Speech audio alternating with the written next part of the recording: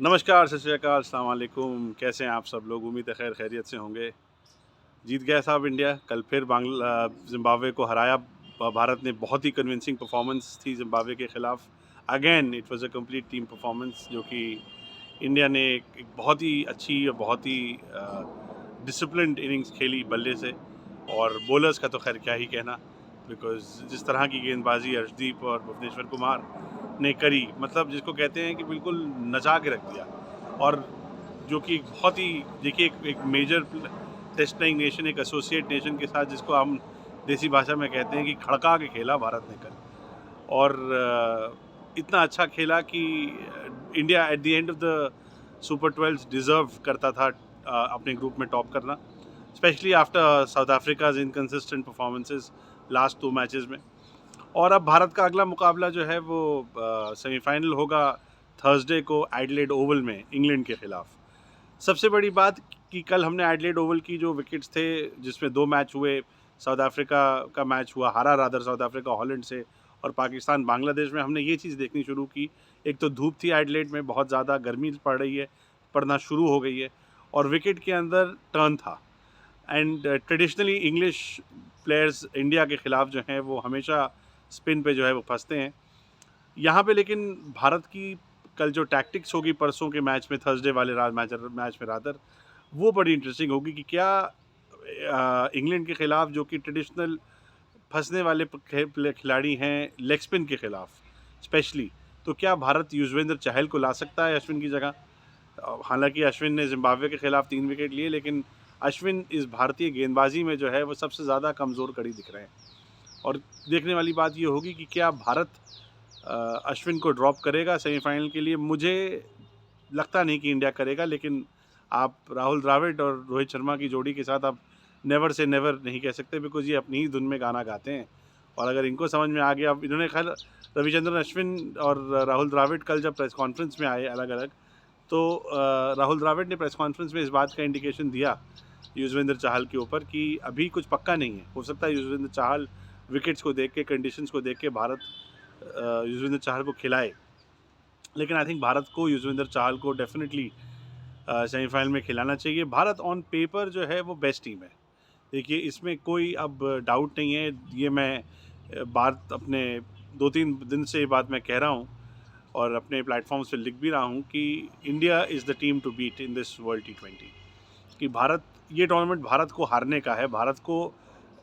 और अब कोई भाई देखिए, T20 फॉर्मेट स्पेशली जब आप नॉकआउट स्टेजेस में आ जाते हैं, तो T20 क्रिकेट एक ऑलमोस्ट एक लॉटरी सिस्टम हो जाता है कि अब से लेकर के जो भी टीम वर्ल्ड कप जीतेगी उसको 80 ओवर टोटल अच्छे खेलने हैं। 20 ओवर 40 ओवर आपके सेमीफाइनल के और 40 ओवर आपके फाइनल के। तो अब 80 ओवर तो बहुत ही कम मार्जिन होता है, it is less than a one day international combined.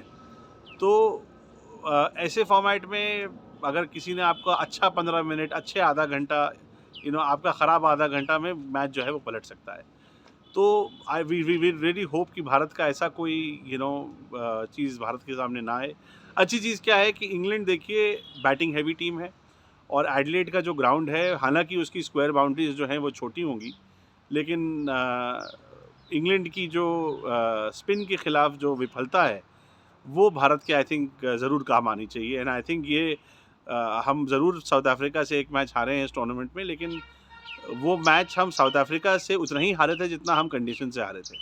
तो आई थिंक भारत को अगर अच्छी कंडीशंस मिलेंगी, बैटिंग कंडीशंस और स्पिनिंग कंडीशंस, तो आई थिंक इंग्लैंड के लिए भारत जो है वो काफ़ी मजबूत टीम जो है वो साबित होगी।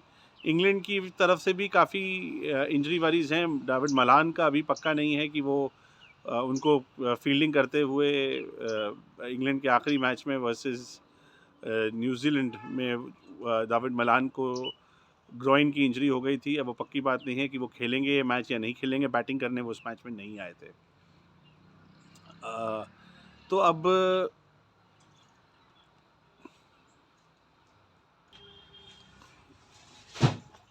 डेविड मलान श्रीलंका के खिलाफ बल्लेबाजी करने भी नहीं आए थे लास्ट अपने मैच में।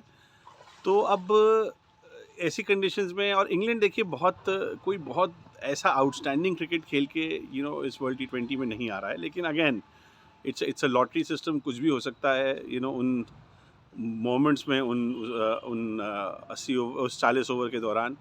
एंड आई थिंक अगर इंडिया का सेमीफाइनल अच्छा जाता है, then I think India will be firm favourites to retain the world T20। अभी बतौर भारतीय फैंस मैं तो सबसे यही दरख्वास्त करूँगा कि we should take it one game at a time.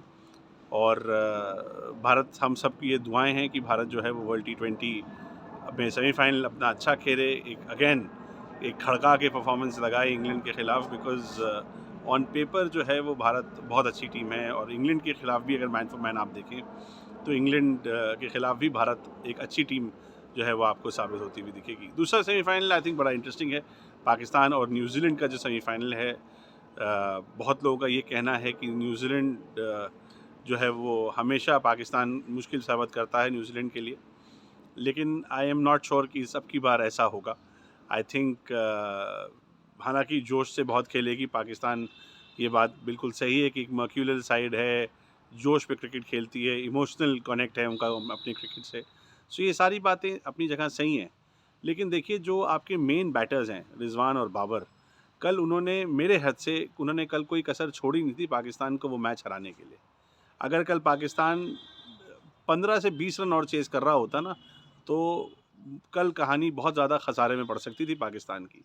So I think that is one issue, specially for I think Babar Azam. तो देखिए क्लास प्लेयर हैं, आज नहीं कल नहीं परसों नहीं, कभी ना कभी तो रन बना ही देंगे, बिकॉज उनके अंदर कोई, he is just going through a bad patch, कोई टेक्निकल फेलिटीज़ नहीं है। लेकिन रिजवान के खिलाफ आई थिंक बॉलर्स ने रिजवान को, जिसको कहते हैं कि second year of international cricket जो होता है वो सबसे मुश्किल होता है किसी भी प्लेयर के लिए, बिकॉज आपको टीम्स आपकी स्ट्रेंथ्स और वीकनेसेस सॉर्ट आउट कर लेती हैं। तो आई थिंक रिजवान की वीकनेस जो है वो टीम्स ने सॉर्ट आउट कर लिया, जो कि swinging delivery, short outside off stump, मतलब short of length outside off stump जो है वो कवर्स में रिजवान बिल्कुल नहीं खेलते। मतलब हमेशा वो, बिकॉज वो देखिए वो ओपनिंग बैट्समैन नहीं है। पहली बात तो ये कि Rizwan is a converted opener, Rizwan middle order के बैट्समैन है। तो या कायदे की बात तो ये होगी कि बिटवीन रिजवान एंड बाबर एक आदमी जो है वो नीचे खेले 3 नंबर या 4 नंबर पे, और सुहेल जो कि रेगुलेटेड ओपनर हैं, या शान मसूद जो कि एक ओपनर हैं, उनसे ओपनिंग कराई जाए। लेकिन क्या ऐसा होगा? हाल ही की पाकिस्तान क्रिकेट अगर आप फॉलो करें, मुझे नहीं लगता कि ऐसा होता हुआ दिखेगा। जैसे कि भारतीय टीम में भी आपको ऐसा होता नहीं दिखता कि मतलब अब जब एक टीम आप सेमीफाइनल तक खिला जाते हैं और सेमीफाइनल तक आपको अगर टीम वो पहुंचा देती है, तो फिर आप ये कहते हैं कि why to change a winning formula. And I think both India and Pakistan will be well served कि उनके दोनों की टीम्स में, पाकिस्तान की टीम में बैटिंग ऑर्डर को लेके और इंडिया की टीम में अश्विन वर्सेस चाहल को लेके जो है वो आई थिंक एक डिबेट ज़रूर होनी चाहिए। एंड उम्मीद हम यही करेंगे कि दोनों टीमें जो हैं वो अच्छा क्रिकेट खेलें, दोनों टीमें जो हैं वो खड़का कर क्रिकेट खेलें। And let's just hope for another India Pakistan final. लेकिन अभी उसके लिए दोनों टीमों को अपनी बहुत अच्छी क्रिकेट खेलनी पड़ेगी इस सेमीफाइनल्स में फाइनल तक पहुंचने के लिए।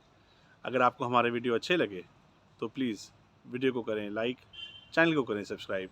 Thank you very much for watching.